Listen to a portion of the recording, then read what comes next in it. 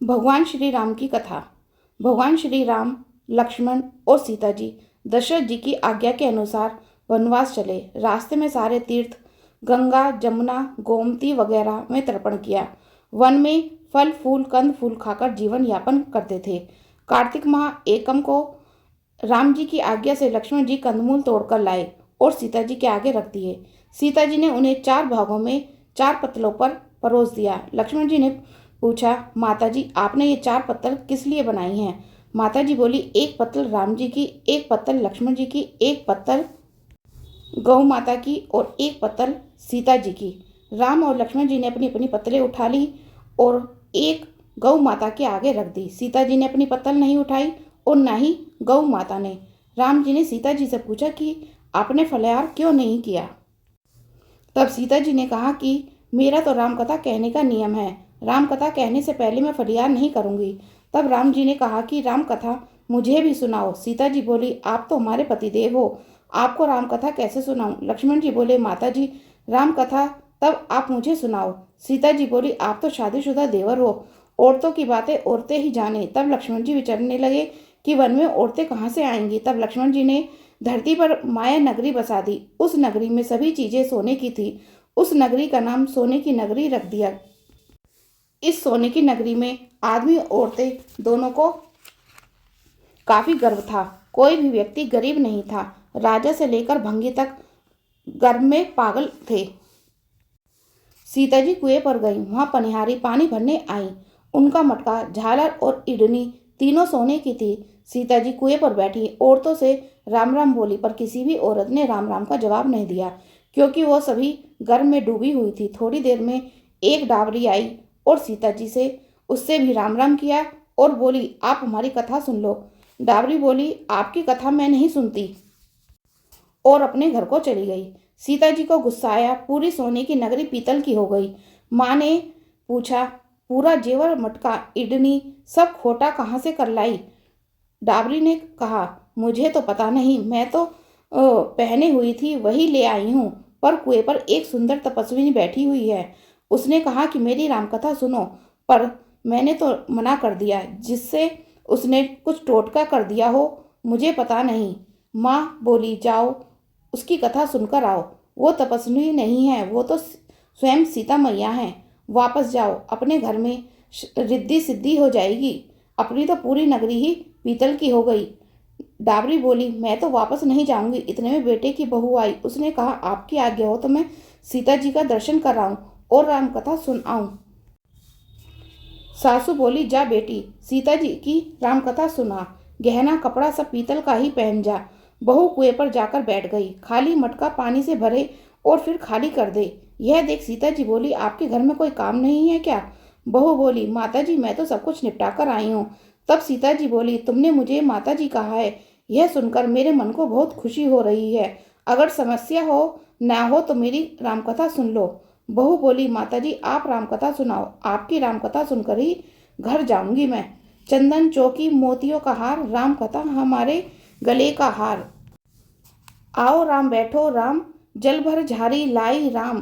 कीकर की दातुन लाई राम, ठंडा जल भर लाई राम। सपरिवार पधारो राम, झुंगला टोपरा पहनो राम। कड़ा कंगना पहना राम, मक्खन मिश्री लाई राम। मक्खन मिश्री खाओ राम, स्वर्ण सिंहासन लाई राम। स्वर्ण सिंहासन विराजो राम, झालर टिकोरा लाई राम। झालर टिकोरा बजाऊं राम, शंख ध्वनि लाई राम। झुक झुक पाँव लागू राम, निरखत रोमन मोहे राम।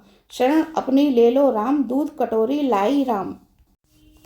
सीता चरण दबाए राम, सुखवर सेज सियो राम। झालर पंखा ढोलो राम, खाली बैठो क्या काम। रोम रोम में बसो श्री राम, घट घट में बिरजो राम। मुख में तुलसी बोलो राम, खाली बैठे क्या काम। जब बोलो जब राम ही राम, बोलो पंछी राम ही राम। पूर्ण होए सब काम, मेवा चिरंजी लाई राम। रुच रुच भोग लगाओ राम, खट्टा मीठा चखो राम। चरख परखो लाई राम, चरखो परखो चरखो राम। जो भाए सो ले लो राम, मन में धोखा रखना न राम। राम ध्याऊं राम मनाऊं, राम काहे तो परदेस जाऊं। सीता जी ने कहा, तुमने मेरी इज्जत रखी, भगवान तुम्हारी इज्जत रखेंगे। हमारी मृत्यु लोक में तुमने सहायता की, तुम्हारी भगवान स्वर्ग लोक में सहायता करेंगे। सीता जी ने राम कथा सुनानी शुरू की। बहू राम कथा सुनने लगी। राम कथा पूर्ण हुई तब सीता बोली, आपने हमारी कथा सुनी, हमारी सहायता की, आपने हमारी भूख राम लक्ष्मण जी को खाना खिलवाया। भगवान आपके सातों स्वर्ग का सुख देगा। सीता माता का आशीर्वाद ले बहू अपने घर ससुर जी को बोली कि मेरा मटका सिर से उतारो। सासू जी बोली, ए बेटी, हीरा पन्ना का गहना, कपड़ा और मटका, सिर का झालर, इंद्रनी हीरे से झिलमिला रही है, ये सभी चीजें तू कहाँ से ले आई? राजा जी सुनेंगे तो दंड देंगे। बहू बोली, मैं तो सीता जी से उनकी रामकथा सुनकर आई हूँ। सासू जी बोली, सीता जी से उनकी रामकथा रोज सुनकर आया करो। बहू रोज सीता जी के पास रामकथा सुनने जाने लगी। सुनते सुनते वर्ष गुजर गया। तब बहू ने कहा, माता जी, कहानी का उद्यापन बताओ। माता जी बोली, 7 लड्डू 1 नारियल लेना और फिर उनका 7 भाग करना। एक मंदिर में चढ़ाना, मंदिर बनाने का जितना फल मिलेगा। एक भाग तालाब में चढ़ाना, तालाब खुदवाने जितना धर्म होगा। एक भाग भागवत पर चढ़ाना, जिससे कि भागवत सुनने का फल मिलेगा। एक भाग तुलसी पर चढ़ाना, जिससे तुलसी की शादी करने का जितना फल मिलेगा। एक भाग कुंवारी कन्या को दे देना, उससे कन्या दान करने का फल मिलेगा। एक भाग सूर्य भगवान को चढ़ाने से 33 करोड़ देवी देवता भोग लगाने जितना फल मिलेगा। बहुत जल्दी जल्दी घर आ गई। 7 लड्डू और 1 नारियल लाई, उसका 7 बराबर भाग किया। एक भाग मंदिर में, एक भाग तालाब में, एक भाग भागवत में, एक तुलसी में, एक कन्या को, एक ब्राह्मण को, एक सूर्य भगवान को चढ़ाया। सूर्य भगवान को चढ़ाने से 33 करोड़ देवी देवताओं ने भोग लगा लिया। अब बहू फिर सीता जी के पास गई और बोली कि माता जी, मैंने सबका उद्यापन कर दिया। सीता जी बोली, अच्छा बहू, अब बैठ जाओ। 7 दिनों के बाद बैकुंठ धाम से विमान आएगा। 7 दिनों के बाद ही बैकुंठ धाम से विमान रिमझिम रिमझिम करता आया।